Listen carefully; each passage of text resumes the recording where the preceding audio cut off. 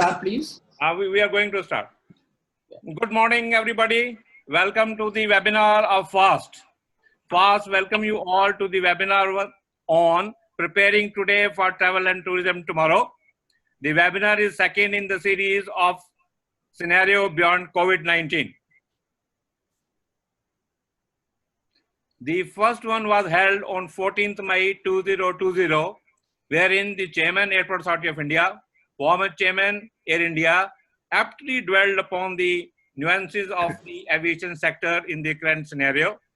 Taking a lead from them and the encouragement from there, we have come with yet another webinar. Before going further into the well of webinars, may I request you to have some house rules keeping in mind. They say the golden rule for webinars is mute the mic while speaker is addressing. Attendees may express themselves in the chat box, which you will find underneath your screen. Chat box are meant for chatting, and rest assured, all concerned persons are looking into the chat box. Whenever you find them, their neck is down, they are looking at your chat. There will be a dedicated Q&A session also, and for that we have got a separate box which is called Q&A. All your questions should be posted there, and I assure you each and every person who is present here is looking and rather waiting for your questions that will be dwelled by the able speakers during the concurrency of the webinar. With this briefing, I would like to briefly let you know who are there inside the webinar. We have General Seth, KM Seth, who is the President of the Foundation. We have Mr. VP Agarwal, who is the Vice President, who has been the former Chairman of Airport Authority of India. We have Mr. Zutshi, who will moderate the session, who is the Senior IAS Officer, former Secretary Tourism, retired from the government. Then we have Mr. MP Bezbaruah, another Senior IAS Officer, retired from the government. He is also a very decorated officer, and he is currently one of the always in demand by the hospitality and the tourism industry. Then we have Mrs. Rupinder Brar, who is the serving officer. She is able to take out time for us, and she is shifting between one webinar and another. With this brief introduction, may I now request the host to put the focus on General KM Seth, who will be giving us the welcome address. For the benefit of audience, I must mention that General Seth is a very capable and a highly decorated officer of the Indian Army. He brings with him vast managerial and administrative experience, and he had been steering the foundation in a very sustainable manner. FAST is a non-profit consultancy research organization with the prime objective if you permit, I would like to touch upon very briefly about the foundation. Foundation, as I mentioned, is a very premier non-profit research body duly registered with ICAO, and it came into being in 1992. FAST is primarily concerned with the promotion of civil aviation and tourism in the country and acts as a facilitator between the industry and the government. Though such events, FAST flags the contemporary issues and concerns of stakeholders. FAST also helps in taking a balanced view approach in the decision-making process. Friends, FAST evolves policies on realistic and balanced approach for promoting civil aviation and tourism and support the industry by providing quality consultancy advisory services. In sync with the change, FAST too has adopted the online dissemination and exchange knowledge. Today's webinar is a step forward in the series of ongoing learning launched by the FAST. They always say FAST leads. I believe it leads as it adopts change. With this brief introduction, may I request Honorable President to give his welcome address. Sir, over to you. Thank you, Mr. Bawa, and good morning, everyone. It gives me great pleasure to welcome Mrs. Rupinder Brar, the Additional Director General Tourism, Government of India, Mr. MP Bezbaruah, the former Secretary Tourism, Government of India, Mr. Vinod Zutshi, also former Secretary Tourism, Government of India, and Mr. VP Agarwal, the former Chairman, Airport Authority of India, and all the delegates who are joining this webinar today, which is focused on preparing today for tomorrow's travel and tourism. As all of us are aware that COVID-19 has brought the travel and tourism industry to its knees.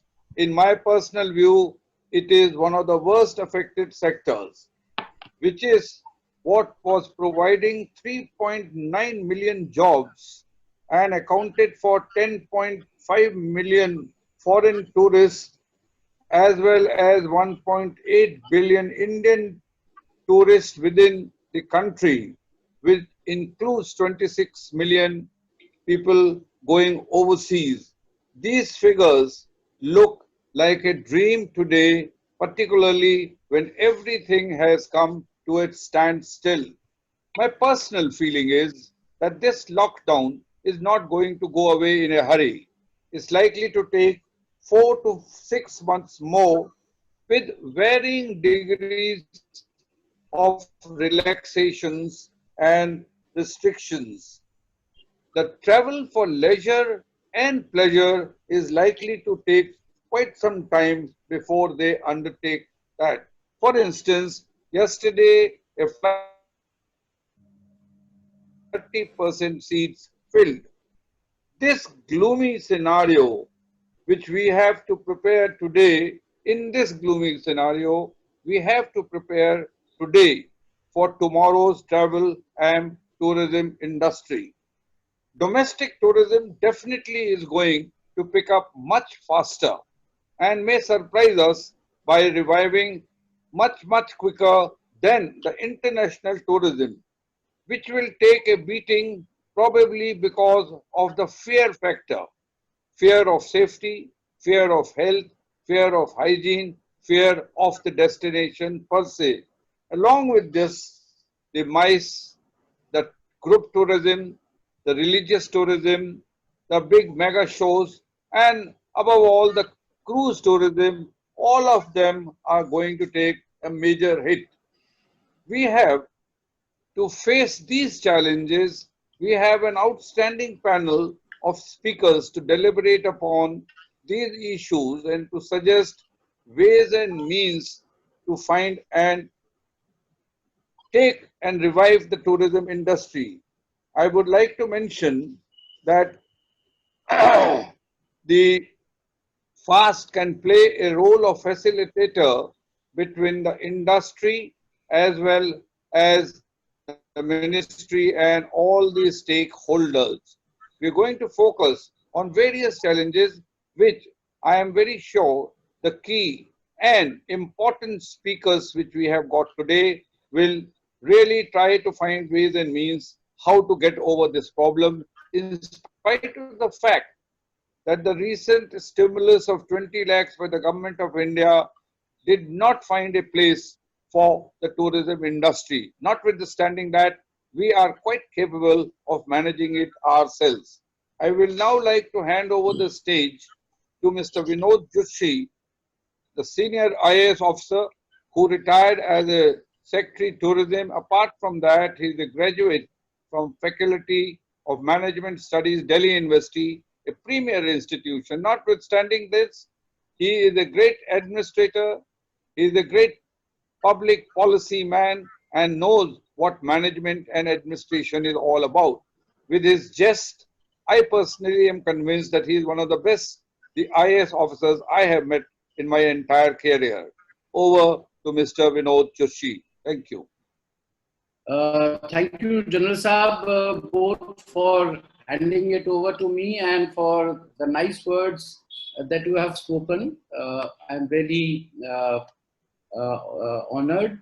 Well, ladies and gentlemen, let me first of all welcome all our esteemed speakers for the business session of this webinar. Shri MP Bezbaruah, he's a 1964 batch IAS officer and a veteran and a force to reckon with in the world of travel and tourism.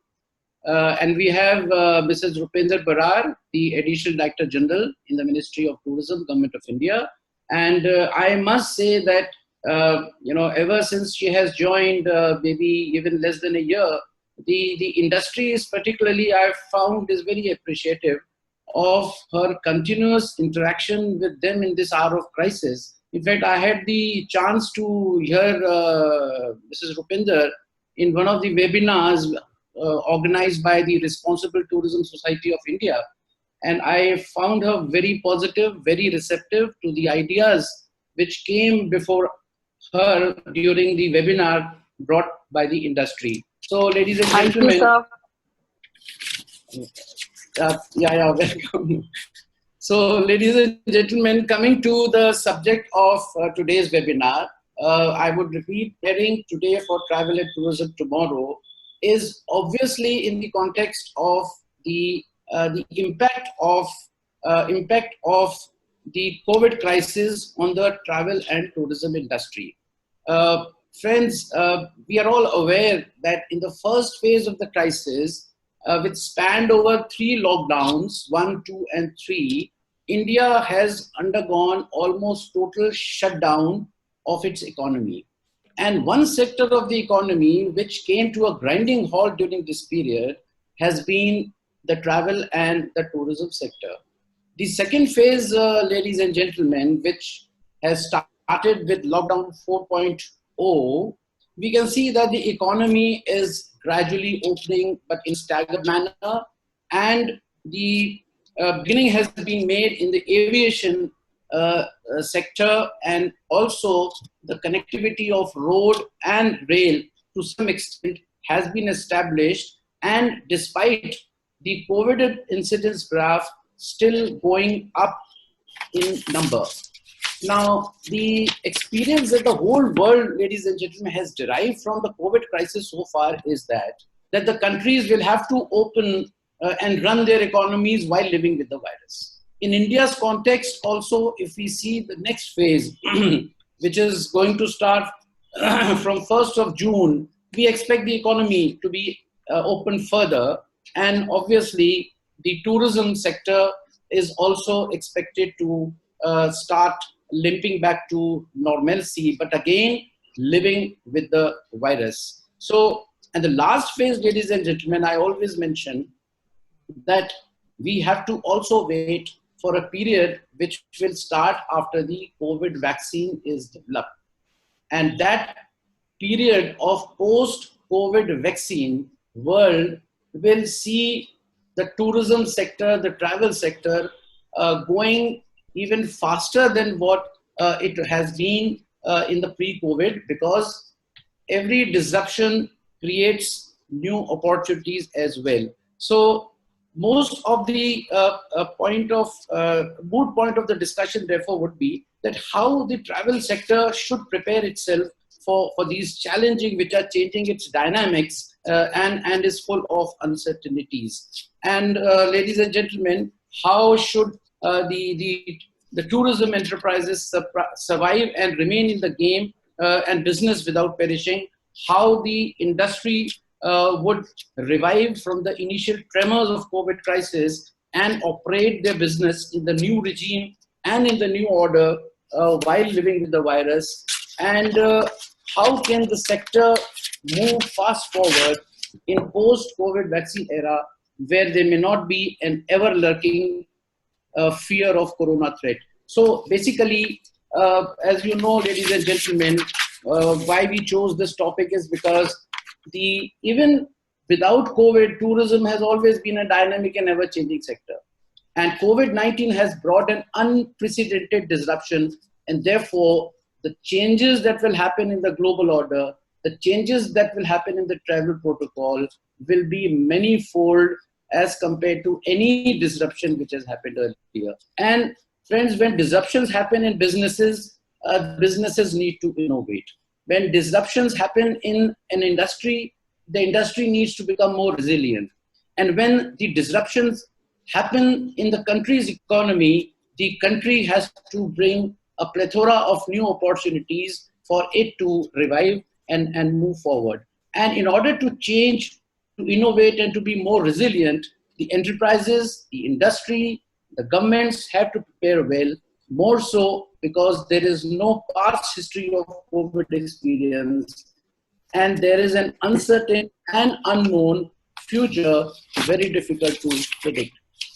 So in the new order, how do the stakeholders deal with the new travel protocol? How do they deal with the need to provide end-to-end safety for the travelers? How should we cope up with the new buying behavior of the buyers? How we cope up with the need for greater digital transformation in the sector? How do we deal with the liquidity deficit to carry on the businesses, with the issue of retaining the jobs, and how to revive and fast forward the sector by using the new opportunities that the new normal is expected to bring. Specifically, if I see how to prepare new business models. Now coming to enterprises, the new enterprises have to think of creating new business models. The industry has to consider bringing out new strategies to cope up, and the government has to see how it can revisit the policies and bring about policy changes in order to cope up with the new order. And other things, how the domestic tourism has to be taken forward. Can we develop the concept of local tourism? Today, the intra-state movement is there. Can we think of intra-state tourism? Later on, maybe between the two states, as the things we see today, between the states, the movement has started in some of the cases. How can we promote intra-region tourism till the time the entire domestic tourism has the entire, the country, in its fold? So basically, in stages, it's time that the industry should think of working on domestic tourism, and I'm very happy that the Ministry of Tourism has already launched a campaign to promote those destinations which are either unknown or maybe they are lying in the green zone where people can still visit. Similarly, what special preparation has to be done for inbound tourism, for outbound tourism, how to collaborate with other countries, what preparedness have to be done by the businesses, the airlines, the ground transport, the hospitality, the travel trade, the tour operators, the restaurants, the amusement, entertainment. Now, they all have to make certain changes and prepare themselves for the coming new normal. Similarly, in terms of themes, as we see, what strategies are needed to revive MICE, medical, cruise, religion, leisure, which have been relatively hit harder than other themes like ecotourism, nature tourism, wellness, adventure, wildlife, eco, and even rural, which has a greater propensity to begin earlier than the other segments. How to bring about digital transformation faster, how to prepare for the virtual experience in tourism, and how to create the benefits of the virtual world along with the real world. How can they complement with each other? Now, these are, ladies and gentlemen, many questions that are emerging in the minds of the entrepreneurs, in the mind of the industry, in the mind of the government as well. And therefore, today we have two eminent speakers before us. We will certainly like them to throw light on the questions that I have raised, the issues which are before the entire industry and before the sector. And therefore, we are very keen to listen to our two eminent speakers. So I would first of all request Mr. Bezbaruah to kindly share his thoughts and enlighten the audience with his suggestions, with his thoughts on today's subject. So, Mr. Bezbaruah, sir. Thank you, Mr. Zutshi. Thank you. Thank you, Ms. General Threat, and welcome, Mrs. Brar. In fact, with this very sound understanding of the whole issues, Vinodji has put a very broad picture. I have been listening to Mrs. Brar also sometimes in the webinars, and she has a refreshingly pragmatic optimism in her approach. Sir, and I understand everyone. Little loudly, if you can speak, sir, little loud. Thank you. Sorry to bother. Can you hear me now? Can you hear me? It is better, sir. Right. Thank you, sir. Welcoming.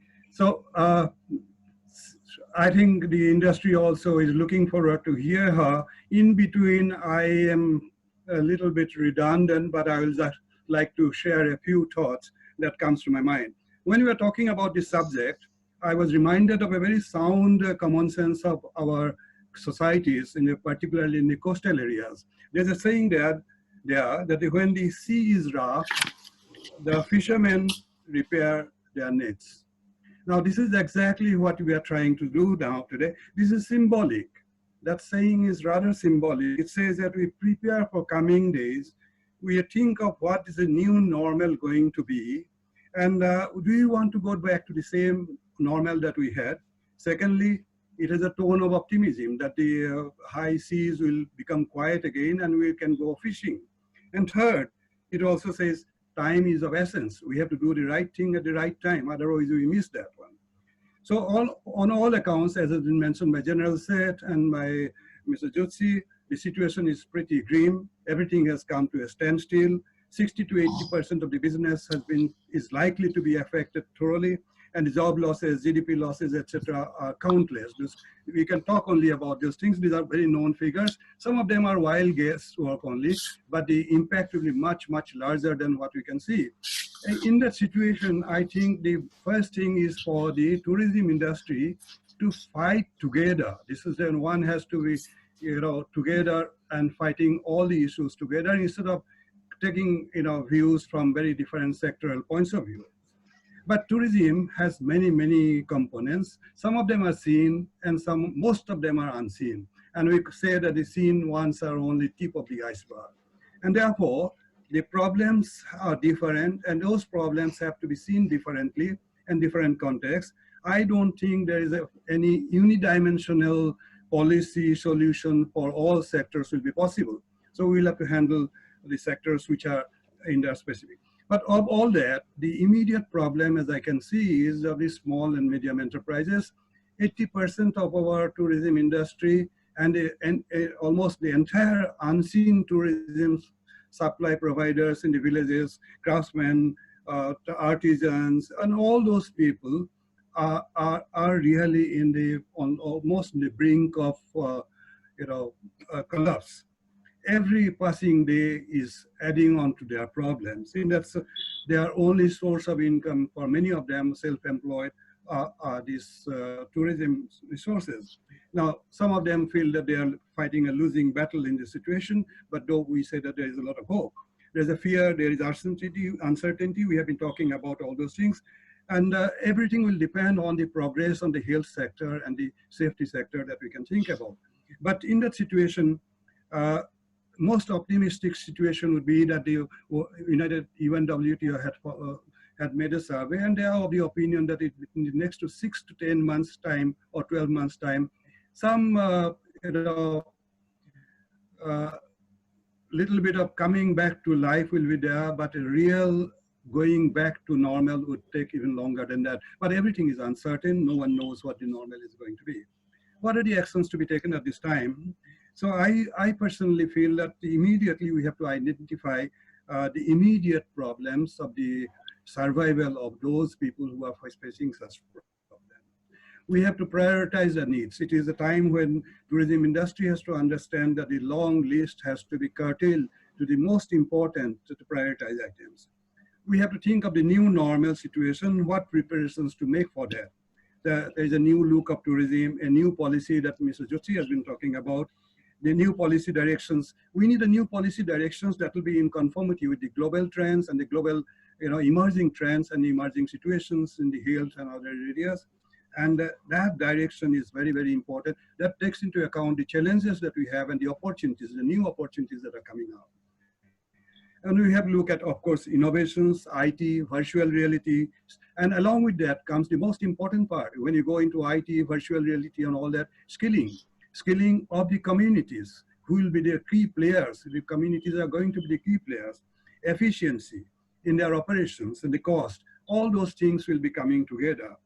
Coming back to the providing support to these small and medium enterprises who are gasping for bread, a few fundamental things have to be understood. First, that both industry and the government are equally stressed. Government are stressed for fund, they're handling these unseen emergencies, and the industry also is facing all the problems.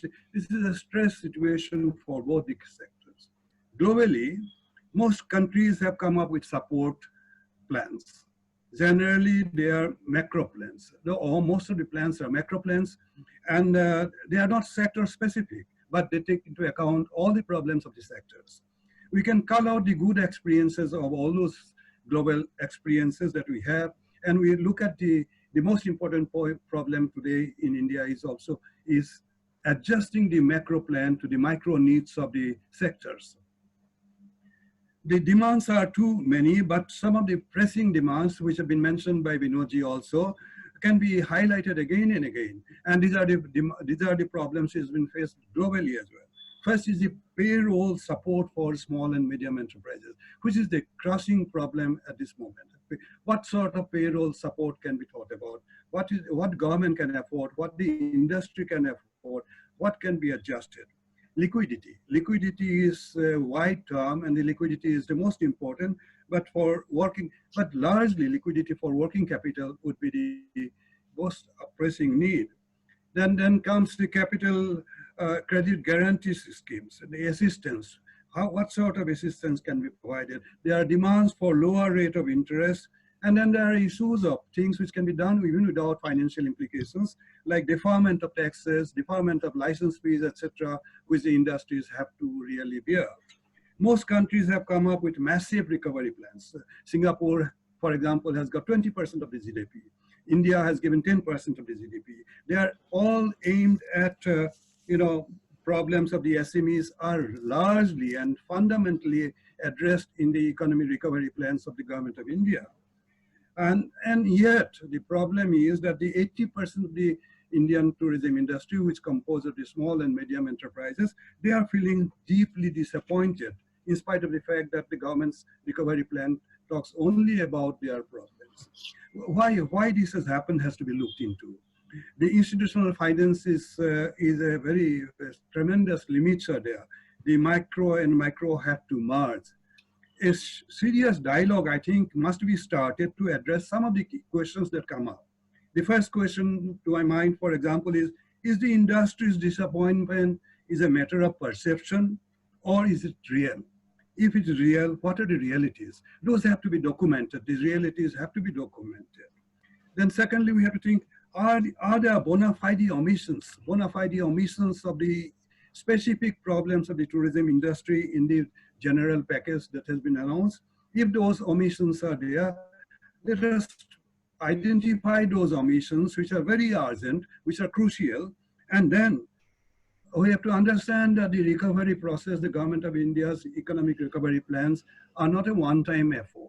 It is an ongoing process. There is possibility of adjusting our tourism industry needs and omissions to include them. So that the dialogue is essential to first to identify and then to see how important they are, why the existing policies cannot address them, and then to go into them. Is it possible that most problems relate to actual operational issues? If so, can those operational issues can be identified, and then those operational issues can be taken up with those people who provide us the services, like the banks, financial institutions, etc. I think most of them can be addressed by executive orders. No policy decisions will be required in many of those problems that are faced by the industry today. That's my perception from listening to the industry. Many of the relief measures, as I have mentioned, are without direct financial implications, like deferment of taxes people have been talking about, license fees to be paid which are due and which can be deferred. These are possible. And the most important fact is that many of the reliefs that are possible, support that is possible, are in the realm of the state governments. The state governments can come forward with specific plans and projects for recovery of the state tourism plans, and they can adjust or admit all those concerns that the industry is now showing in many of those things. That's, I think, is possible. At this point, when the tourism, the National Economic Recovery Plan has come out with huge investment, I think I would like to make one suggestion that what I'm saying is that most of those things must have been already taken care of by the ministry, by the government as such. They may be redundant, But not knowing the total facts, I am mentioning them, but if it have been taken care of, it is very good. If they are not taken care of, perhaps some of them can be given thought to. For example, the huge investment in Manrega and others, which have been taken up for creating demand and for creating income, can be also directed to creating assets which are related to tourism development. For example, they can be directed to or be associated to rural tourism infrastructure. They can be for destination improvements and cleanliness. They can be for wayside facilities. Because I think in the new tourism, the domestic tourism will be very large extent will be again short duration road trips coming up, and the wayside facilities will be extremely important. Can we think of some of the investments that are going on now, huge investment, giving income and employment, can be related to those sectors, so that when we are ready for tourism, some of those products and destinations are in a shape that the people will like to come to. Now, coming back to the new tourism that we are perhaps likely to see, that it will be centered, to my mind, all around the sustainable footprints. What we have done wrong earlier has to be remedied. That we are not being sustainable, that is likely to be the most important. And there responsible tourism would be the key factor. How responsibility is not only for tourists, it is also for the communities, it is for the government and everyone. We are going into an experience economy when the alert tourists are looking for creating good experiences. In those good experiences are what? I heard in a webinar, I mentioned some speakers and they were talking about, and I think Jose Dominic or Mandeep, somebody was mentioning a great thought that a great place to live is a great place to visit.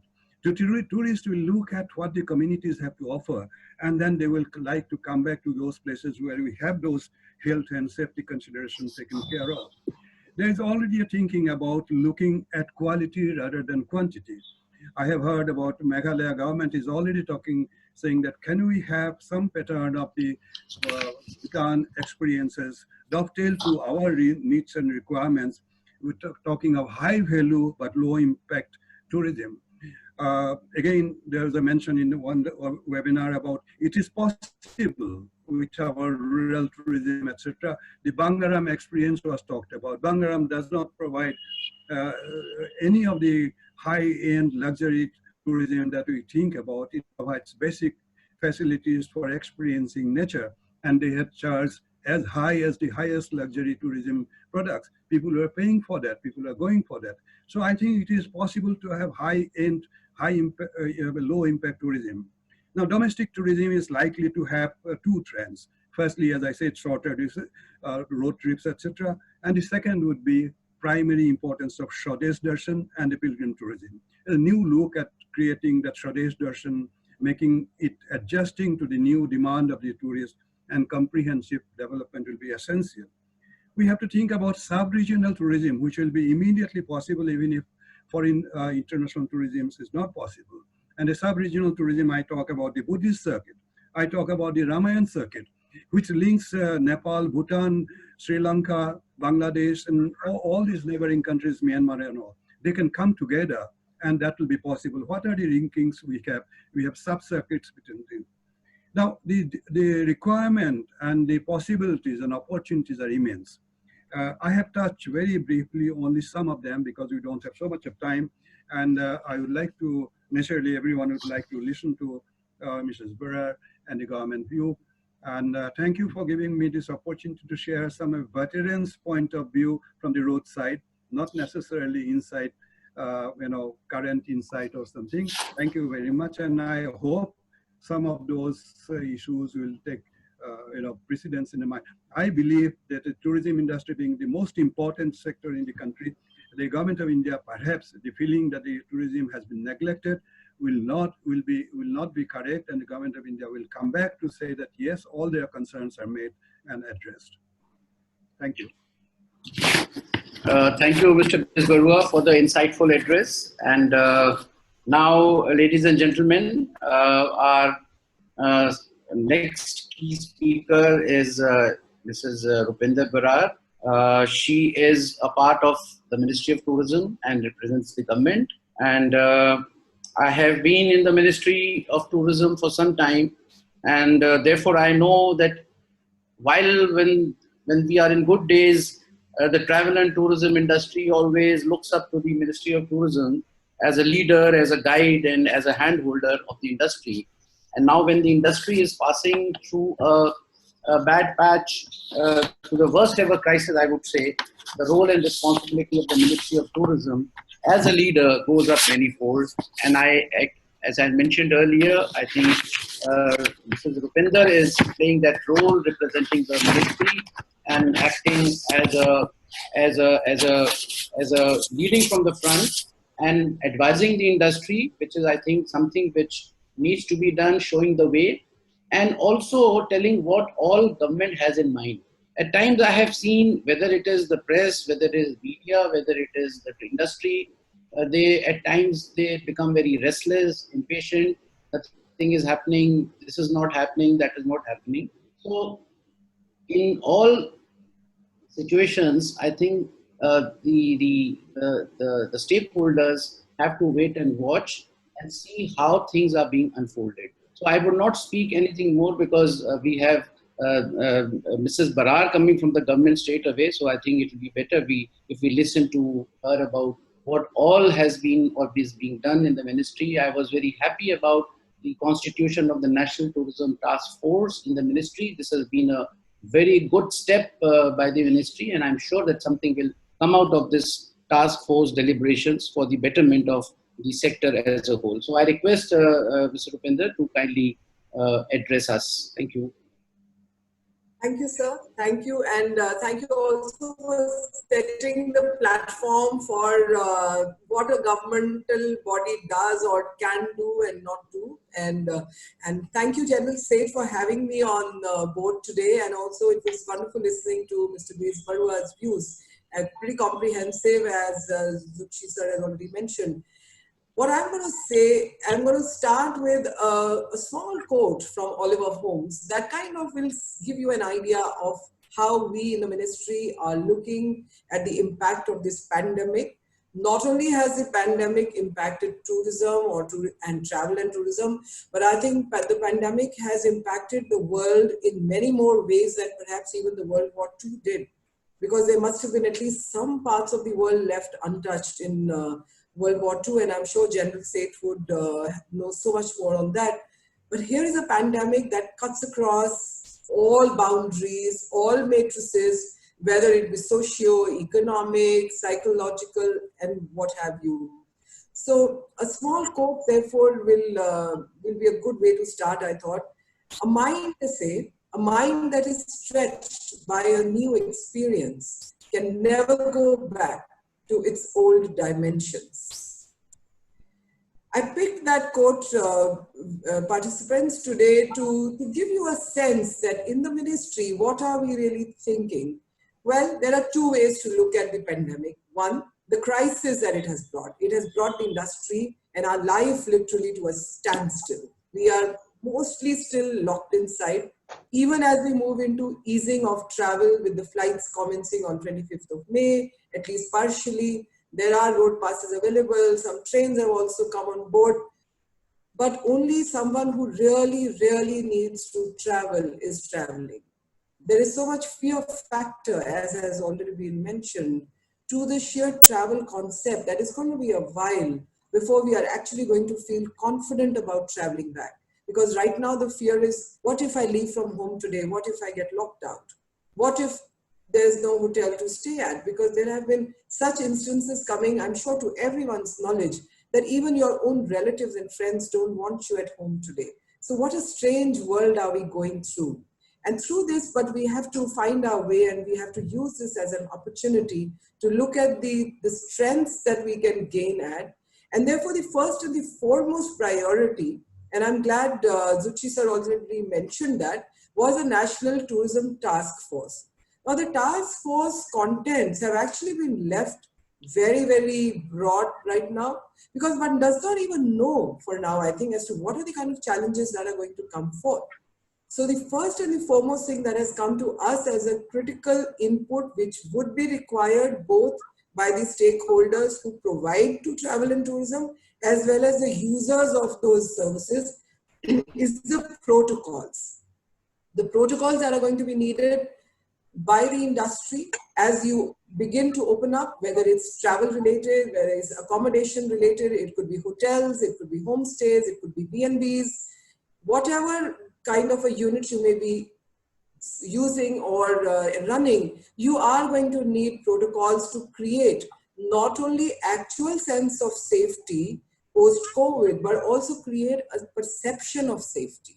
Because if you want people to coming and staying with you, you certainly will need to create that sense. And that's the first thing, therefore, we are working on. The state governments have already been spoken to. The protocols have been sent to them in a draft format. The protocols have been drafted in conjunction with the views of the industry, and they are very comprehensive. And yet, at the same time, we are trying to make them in a manner that they should not become a deterrent for somebody, in them becoming so very hard and fast that the whole fun of travel and tourism gets lost. So we are being sensitive to that need. Hopefully those protocols should be in place very soon. We also have drafted protocols for tour operators, for guides, for taxi drivers, tour taxi drivers, the bus drivers, the people who receive people at the airport or at the hotel accommodations, as to what are the kind of protocols that everybody will need to observe to create a sense of well-being and to create a sense of security amongst the travelers who are going to be coming. They could be business travelers, they could be tourism-related travelers, or they could be pleasure. So many ways to go about it. So that's the first priority as far as we are concerned. The second priority for us was also to look at what was the kind of support that we could give from within the ministry, within the existing guidelines. Because for all those who have worked with the government and are on this platform, we understand that for creating new schemes and new ways of doing things, the process itself can be so long that it kind of loses the purpose sometimes of providing that immediate relief. So we went through what all do we have already, and I'm happy to share that we are revisiting some of our market development assistance guidelines in how can those be made more flexible and how can they be more useful in the times of COVID, whether in terms of their coverage or whether in terms of even the quantum. So we are having a very active relook at those, and we do hope that we should be coming out with those too. The other aspect that we felt that we could work with the industry very proactively on was to create an interest. As has already been mentioned in today's platform and at various other platforms, what is going to really revive first is the very nearby tourism. I'm not even calling it domestic tourism because that is part 2 of the local tourism. The first that we see coming up is the day trips. You leave your home in the morning, you come back in the night. So you just go for the driving distance of an hour or 2, you go around a lake, you go around a pond, you perhaps go visit a temple, you go and perhaps go to a nature park, and you come back home because you're still not very sure about how safe it is to go too far away from home. At the part B of the domestic part, are we looking at a slightly longer commitment to travel, a 2-night or a 3-night and a 4-night kind of travel, which should hopefully happen soon, but it might also take a little bit more time to actually happen. So what we are trying to do is to create an interest in the people of the country, of generating interest not only in places that are more known, but places that are relatively unknown.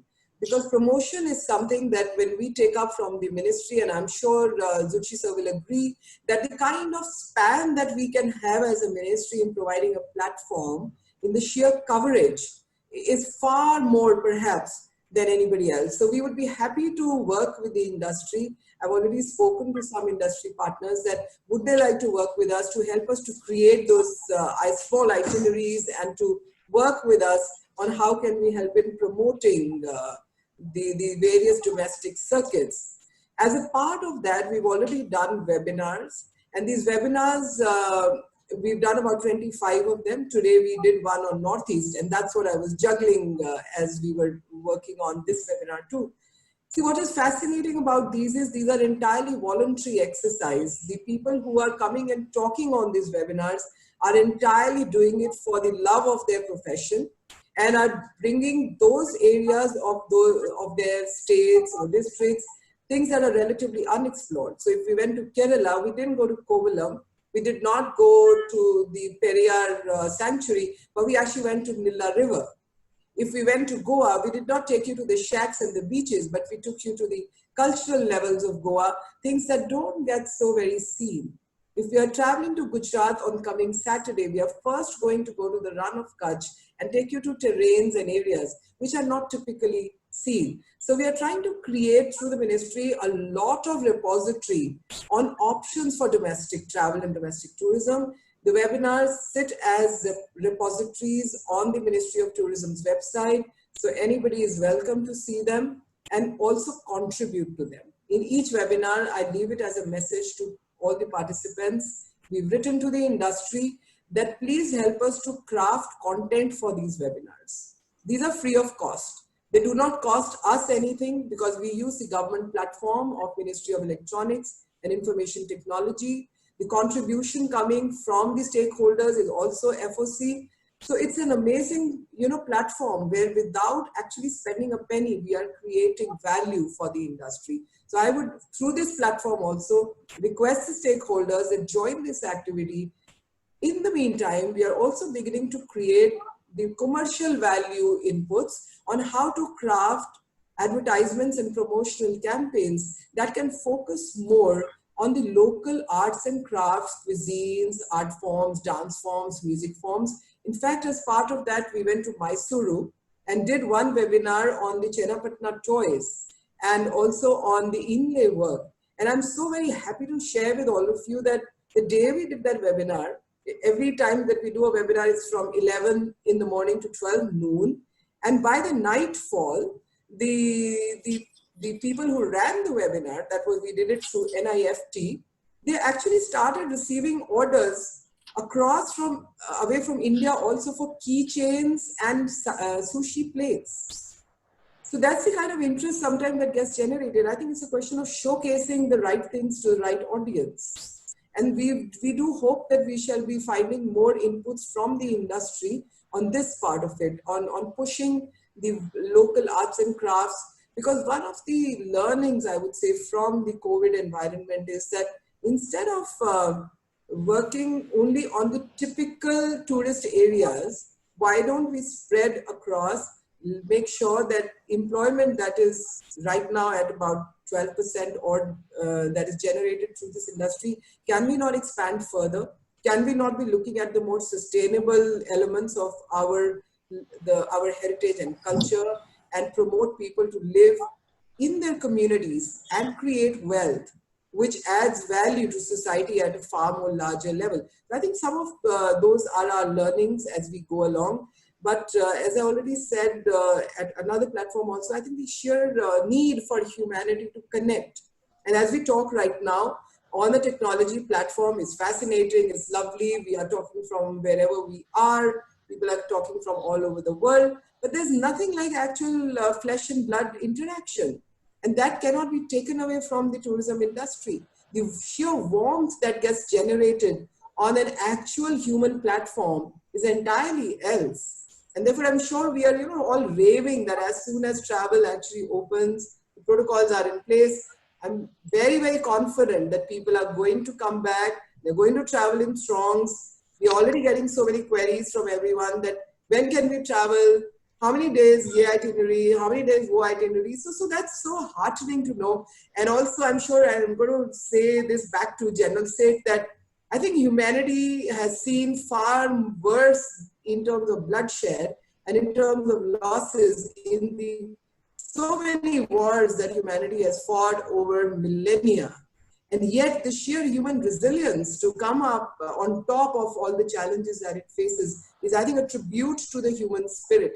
And I'm sure we shall come out also through all that. And I'm going to leave at that. I think we are kind of sort of running out of time, but those were some of the ideas that I wanted to share. But yes, we are standing with the industry. Any ideas, any suggestions, please keep us flooded with them.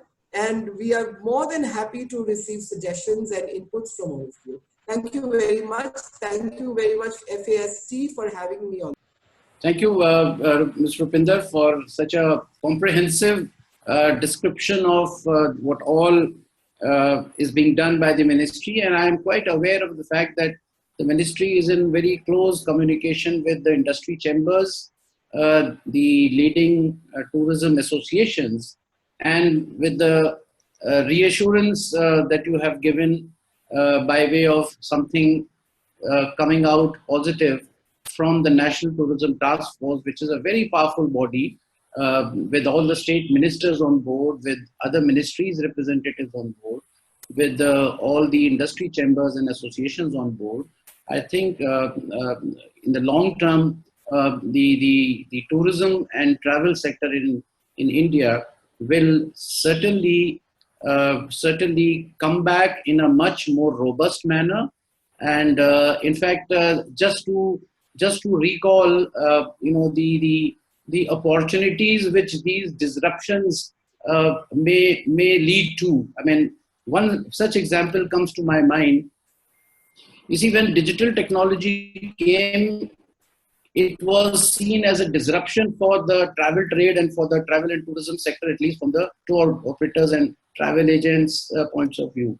And now, when a bigger disruption has come in the form of COVID crisis, the digital technology has become an opportunity, because without that, the whole world would have collapsed had this digital technology not been developed, not just for travel and tourism sector, for all the sectors. So every disruption brings an opportunity. So I'm sure that all that the industry and the government together they are doing will certainly bring a roadmap which will take India forward.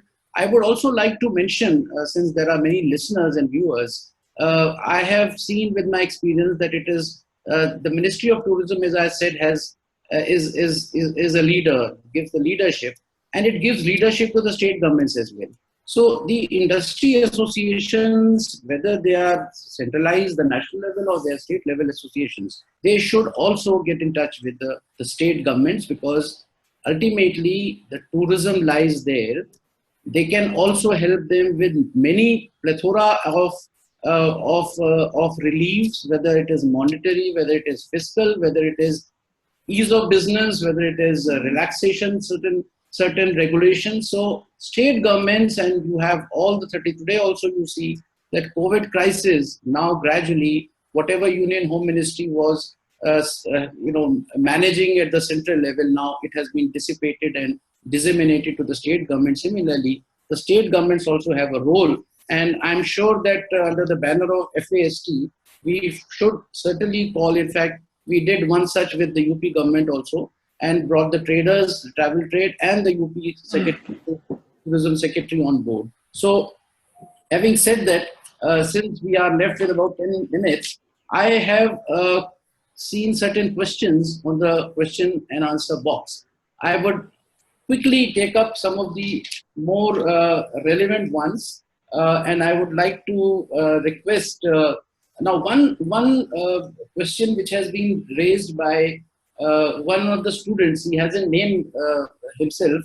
He says, will this crisis, he is doing MBA in aviation and tourism, so he's asking, will this crisis affect their internship, their placement? He's bothered about. In fact, why I've picked up this question is because this kind of fear is prevailing amongst all the tourism professionals, the youth who are undergoing the training and qualification and education in tourism and aviation and other areas. So may I request Mr. Rupinder to comment on this and allay their fears about the scope of tourism education in the times to come in the light of the COVID crisis. Mr. Rupinder?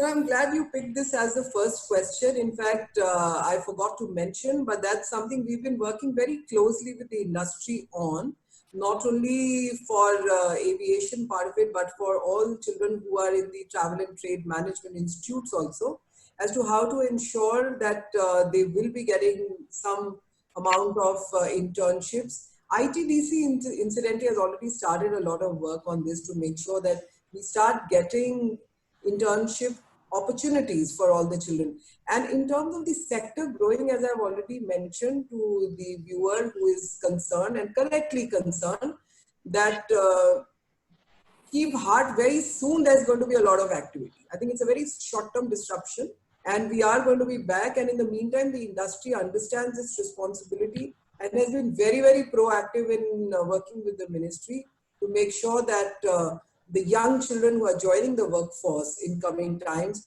do not lose out on the opportunities that they had dreams for. So keep dreaming and keep soaring high. In fact, I would join hands with Mr. Rupinder in mentioning that I had a chance to address a webinar for 2 universities. One was of tourism hospitality management. And I gave them the same assurance that the tourism, people will not stop traveling. It's unstoppable. And when the economy improves, the first sector that is going to improve is because it is directly and indirectly related to the prosperity of economy is travel and tourism. So young students, young professionals, just have patience and just wait for the right time to come. You should not be fearful. The second question is also addressed, I would address to Mr. Rupinder only. There's one, Mr. Arun Verma. He is asking for tourism department to take effective measures for domestic tourism. Does it not require a professional study and data collection on economic and social benefits? You would like to give some answer to this, Mr. Rupinder? So the economic and social benefits, in what context is Mr. Verma asking that? He has not mentioned, but probably what he wants to understand is whether we are doing some research work at the same time to find out in the change situation. And I think I would quite agree with this suggestion if he really means this, that see, this being a very new situation, while we are taking certain opinions from the industry, it is time for the academia also, or maybe the researchers, to work on a plan, whether it is a destination management plan in the light of new situation, whether it is a country plan as to what will happen in the next 2 years. So some kind of, whether it is domestic tourism, whether inbound, he's just referred to domestic tourism. But I was just thinking some kind of study and research work also goes along, which will be totally unbiased. It will not be based on somebody's agenda. It will be a total study as to how things, maybe it will study some of the, the good success stories of, or maybe the beginning that is being made by some governments. In fact, I saw Spain coming out with an announcement that from 1st of June or 1st of July, they are going to invite all kinds of tourists without any quarantine.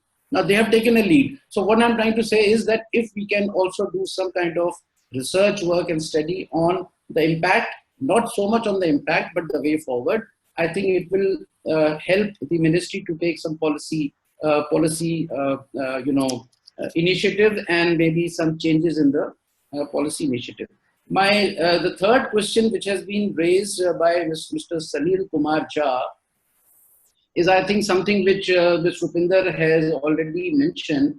The government has not provided any stimulus package unlike other countries. Now, before I hand over to you, Mr. Rupinder, I would like to highlight Mr. Jha, and I told the same thing in one of the webinars, that and one newspaper also, that the government of India has not focused on any particular sector for its stimulus package. It has given the package in a holistic manner, which cuts across many sectors, including tourism and travel. 2-3 things which would benefit to a very large extent. We all say that SMEs, tourism has the maximum SMEs. So the biggest package which has come from the government, from the finance ministry, is in terms of the relief to SMEs. Now, the need, therefore, is that the industry must disseminate this information, that who is an SME, the travel tour operators, other companies, how can they avail of the benefit of the stimulus package given to the SMEs. That is one in short. The other is about moratorium. The third is about deferment of taxes. And how do you know that many more may come? We cannot predict something, but it is the duty of the industry to come out with what relief they want.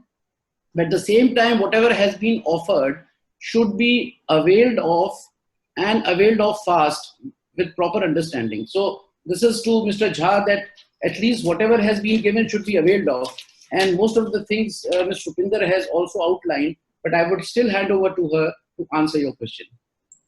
Thank you, sir, for already, kind of partly, in fact, answering the question, in the sense, I think it's, since you've been here as a secretary, you are aware that the industry is almost 70% classified as MSME, and the S is the larger part of it. The M is in lowercase.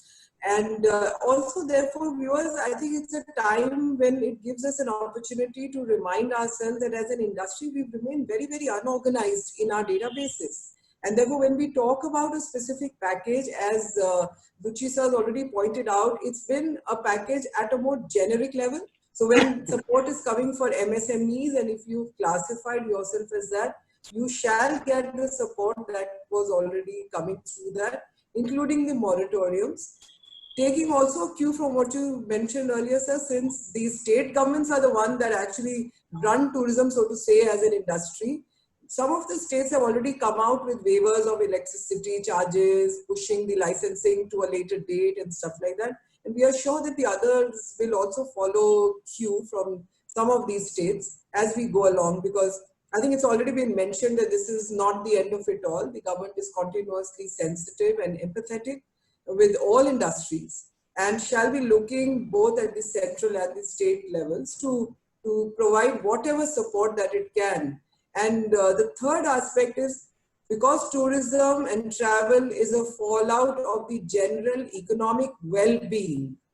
So whatever support that is coming to sectors or industries that pushes economic well-being will necessarily have a fallout for travel and tourism. So therefore, I think we have to look at the whole thing in a more comprehensive and in a more macro manner, rather than perhaps looking at more targeted approach at this point, not to take away from the concerns, not to take away from the anxieties of the industry.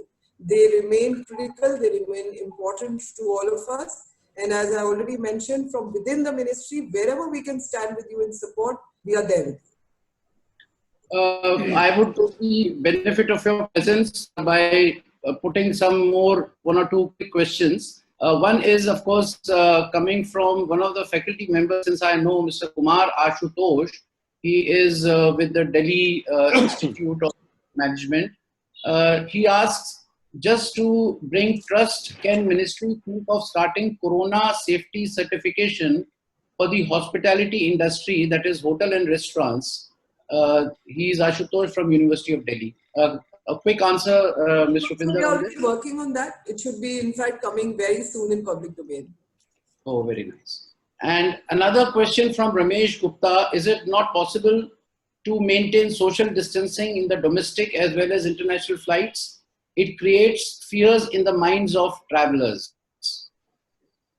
Well, I would say, sir, the other way of looking, there's always two ways of looking at everything. And so the one way to look at it is, as we travel without so much of social distancing, and yet if we remain healthy, aren't we creating more comfort then? So I think there are always two ways of looking at it. But yes, having said that, do keep wearing your mask, do keep wearing a sanitizer bottle in your pocket so that you can keep using it, keep washing your hands, have healthy habits, and do not just do it in post-COVID times. Keep that as a habit for all times to come. Well, I have asked so many questions which I have never seen anyone answering so many in one webinar. Generally, you leave out the questions and answers for a later stage.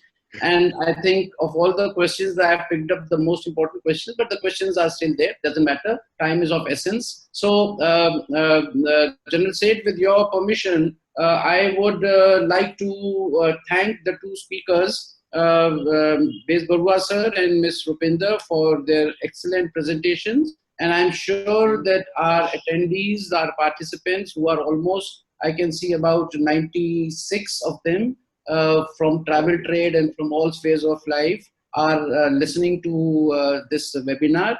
I'm sure they will get benefited. And the best part about Ms. Rupinder's presence is that the government's efforts, which at times people do not come to know, because you can't go about issuing press notes and going to the media every now and then. But I find this webinar and to be a very good platform by which the industry and the enterprises and the travel fraternity can be apprised and can be sensitized about what all government is doing. It will instill a lot of confidence in them, and they will feel that there is someone who is looking after our interest, who is leading from the front, and somebody who will take us from the position of crisis to a position of success and prosperity again. So I hand over now to Mr. VP Agarwal, the Vice President of FAST and former Chairman of Airport Authority of India. May I request Mr. VP Agarwal to kindly propose a vote of thanks? Mr. Agarwal. Thank you, Mr. Zutshi. Hello. Yes, we can hear you. We can hear you. Ladies and gentlemen, we heard our learned speakers about the issues and challenges involved in reviving the travel and tourism sector. The multi-billion-dollar tourism sector, a growth engine in many economies, stares at gigantic losses. Thousands of its workers from top executive to bottom staff face as existential crisis. What has emerged from the deliberation today? Initially, we have to focus on reviving domestic tourism. Government has to come to rescue this sector by providing financial support and incentive wherever necessary. And I know there are resources are limited with the even central government and state government, but still the sector expects that. I think its revival will also depend on efficacy and speed of implementation of strategies to gain the stakeholder and travelers' trust, which is most important. Social distancing and health assurance will be the guiding factor in various modes of transportation. Under these circumstances, the way we travel will never be the same, at the least for the time to come. We have to live with the new environment quite some time and reinvent tourism. Let me first express my gratitude to Mrs. Rupinder Brar, Additional Director General Tourism, Government of India, who in spite of her busy schedule in between webinars and with a very short notice agreed to speak on the topic. I also take this opportunity to thank Mr. MP Bezbaruah and Shri Vinod Zutshi, both former secretaries of Secretary Tourism, Government of India, who agreed to share this platform on this important issue of revival of travel and tourism sector. I am grateful to all stakeholders in tourism and members of FAST for sharing their thoughts with us. I profusely thank all of them. Our grateful thanks to President FAST, General K.M. Sage, and Board of Trustees and other eminent dignitaries who, in spite of their busy schedule, have given their unrestricted support and help in organizing this webinar. We profusely thank the media and once again all participants for being part of this webinar. Thank you very much. So thank you all, and we will close the webinar with thanks to one and all, to the participants, to the viewers, to Ms. Rupinder, to Mr. Bezbaruah, and thanks to General Seth for having taken a decision to conduct this webinar on a very important subject. Thank you very much. Namaskar. Thank you, General Seth. Thank you, Thank you. sir. Thank you, you. sir. Thank you. And thank you, Gurmukh, for putting it together. Thank you. Thank you, everyone. Thank you, everybody. Thank you, everyone. On behalf Thank of... you, Baba. Thank you, sir. Thank you, Sir, one request to the two honorable speaker, because Mr. Zutshi, we feel our insider, we will request him, of course, all the three speakers, because there are 14 or 15 questions, and many are telling me, sir, we want to raise. So we will compile a list of questions who are not answered. We will request you to give your type, and then we will float and we will bring in the form of a repository also. If you permit, we will send this to you. And thank you, everybody. Thank you once again. Sir. Thank you. Good idea. Go ahead. Have a good day. Thank you. Thank you. Good day.